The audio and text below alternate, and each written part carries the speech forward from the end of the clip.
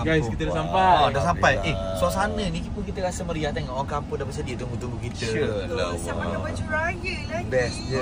Ni apa yang Suasana kampung ni. Apa sebab?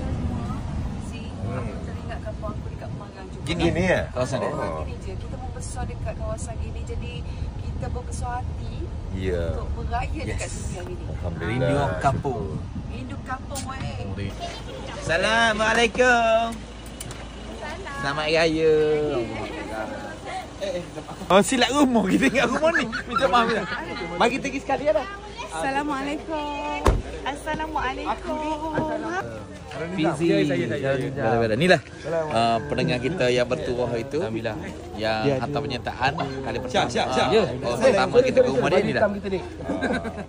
Alright. Syarul Nizam ke? Ya, saya. Saya Ria, hot telefon itu. Ni kampung apa nama ni kampung ni? Kuala Bekor. Dia kalau ikutkan memang duduk dekat bukan yang burung tau. Ya, kalau dia burung sana lagi sebelum traffic light kan. Musang dah. Pulau Musang, Sungai Rengah. Ni kawasan dia. Pulau Musa. Kerana kita kenal dengan nama pulau-pulau. Pulau Musang, Pulau Bahagia, Pulau Kapak, Pulau Gengga. Lalu atas jambatan Tamannya tu nampak ada satu pulau. Itu pulau dia.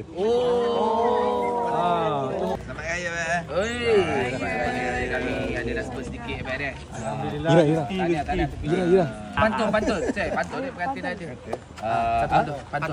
Pantun. Satu cik.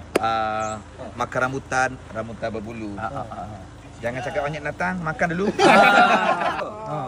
Daerah Kuala Terengganu. Tapi dia duduk kat Pulau Musang. Sini banyak stek kat sini. Jom kita naik apa ni? Suasana Bolok. Assalamualaikum. Assalamualaikum. mak pengantin ke? Langsung vibe raya lah macam. Assalamualaikum. Mas siap mas? Siap. Mok ya. Ni mok Mok Syarul Nizam. Anak. Nama kak? Zuraini. Nama mok? Aisyah.